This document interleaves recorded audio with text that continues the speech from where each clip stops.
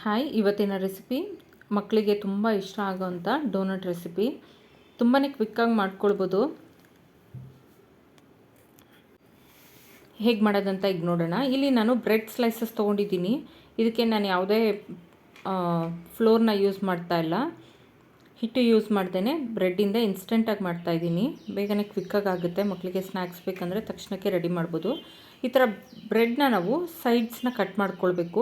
ನೀವು ಯಾವುದೇ bread ತೊಗೊಳ್ಬೋದು, wheat bread ಸಹ ತೊಗೊಳ್ಬೋದು. ನಾನಿಲ್ಲಿ ನಾರ್ಮಲ್ ಬ್ರೆಡ್ ತೊಗೊಂಡಿದ್ದೀನಿ.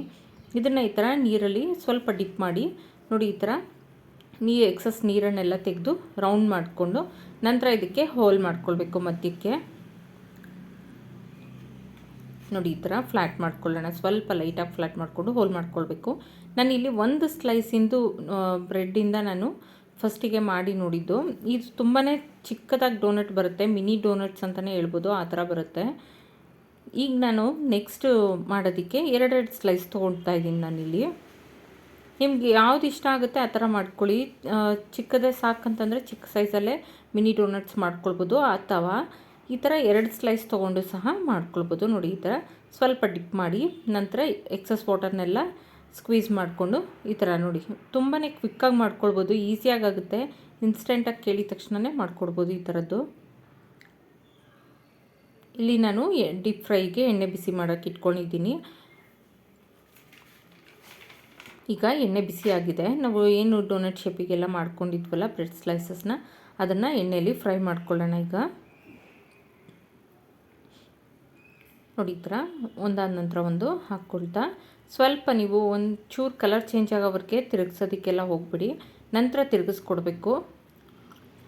ಎರಡು ಕಡೆ ಸ್ವಲ್ಪ ಲೈಟ್ ಬ್ರೌನ್ ಆಗೋತನ ಫ್ರೈ ಮಾಡಿಕೊಡ್ಬೇಕು.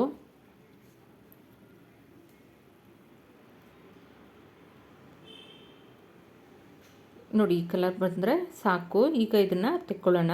ತುಂಬ ಕ್ರಿಸ್ಪಿಯಾಗಿರುತ್ತೆ, ಮೇಲೆಲ್ಲ ಕ್ರಿಸ್ಪಿಯಾಗಿ ಒಳಗಡೆ ಸ್ವಲ್ಪ ಸಾಫ್ಟಾಗಿರುತ್ತೆ, ತುಂಬಾ ರುಚಿಯಾಗಿರುತ್ತೆ. ನೀವು ಡೋನಟ್ ಹೇಗೆ ಹೊರಗಡೆ ಅಂಗಡಿಯಲ್ಲಿ ಸೇಲ್ ಮಾಡ್ತಾರಲ್ಲ ಅದೇ ಥರನೇ ಇರುತ್ತೆ. ಇಲ್ಲಿ ನಾನು ವೈಟ್ ಕಾಂಪೌಂಡ್ ಚಾಕೋ ಚಿಪ್ಸ್ನ ಇಲ್ಲಿ ಡಬಲ್ ಬಾಯ್ಲಿಂಗ್ ಮೆಥಡಲ್ಲಿ ಕರಗಿಸ್ಕೊಳ್ತಾ ಇದ್ದೀನಿ. ಕೆಳಗಡೆ ಬಿಸಿ ನೀರು ಇಟ್ಟಿದ್ದೀನಿ. ಹಾಗೆ ಇಲ್ಲಿ ಚಾಕ್ಲೇಟ್, ನಾನು ಡೈರಿ ಮಿಲ್ಕ್ ಏನು ಬರುತ್ತಲ್ಲ ಅದನ್ನೇ ಇಲ್ಲಿ ಕರಗಿಸಿ ಇಟ್ಕೊಂಡಿದ್ದೀನಿ. ಬಿಸಿ ನೀರಿನ ಮೇಲೆ ಬಟ್ಲಲ್ಲಿ ಈ ಥರ ಚಾಕ್ಲೇಟ್ನ ನಾವು ಹಾಕಿ ಕರಗಿಸ್ಕೊಳ್ಬೇಕಾಗುತ್ತೆ.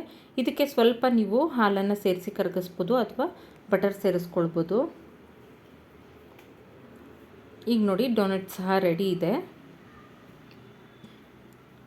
ಇದನ್ನು ಈಗ ಈ ಚಾಕ್ಲೇಟ್ ಸಿರಪ್ ಏನಿದೆ ಅಲ್ಲ ಅದರಲ್ಲಿ ಡಿಪ್ ಮಾಡಿಕೊಂಡ್ರೆ ನಮಗೆ ಡೋನಟ್ಸ್ ರೆಡಿ ಆಗುತ್ತೆ. ನೋಡಿ, ಇಲ್ಲಿ ಈಗ ವೈಟ್ ಚಾಕ್ಲೇಟಲ್ಲಿ ನಾನು ಡಿಪ್ ಮಾಡ್ಕೊಳ್ತಾ ಇದ್ದೀನಿ. ನಿಮ್ಗೆ ಯಾವ್ದು ಬೇಕಂದರೆ ಅದರಲ್ಲಿ ಮಾಡ್ಕೊಳ್ಬೋದು. ನೀವು ಬೇಕಿದ್ದರೆ ಡಾರ್ಕ್ ಕಾಂಪೌಂಡ್ ಚಾಕ್ಲೇಟ್ ಬರುತ್ತೆ, ಅದನ್ನು ತೊಗೊಂಡು ಸ್ವೀಟ್ನರ್ ಆ್ಯಡ್ ಮಾಡ್ಕೊಂಡು ಸಹ ಮಾಡ್ಕೊಳ್ಬೋದು. ನಾನಿಲ್ಲಿ ಇನ್ಸ್ಟೆಂಟಾಗಿ ಮಾಡ್ತಿರೋದ್ರಿಂದ ಡೈರಿ ಮಿಲ್ಕ್ ಚಾಕ್ಲೇಟ್ನೇ ಕರಗಿಸಿ ಮಾಡ್ಕೊಳ್ತಾ ಇದ್ದೀನಿ. ಈಗ ನೋಡಿ, ಇದಕ್ಕೆ ಸ್ಪ್ರಿಂಕ್ಲರ್ಸ್ ಅಂತ ಸಿಗುತ್ತೆ, ಡೆಕೋರೇಷನ್ಗೋಸ್ಕರ ಡೆಕೋರೇಟ್ ಮಾಡಿ ಆದರೂ ಕೊಡ್ಬೋದು, ಅಥವಾ ಇದೇ ಥರ ನೀವು ಡಿಪ್ ಮಾಡಿ ಆದರೂ ಕೊಡ್ಬೋದು.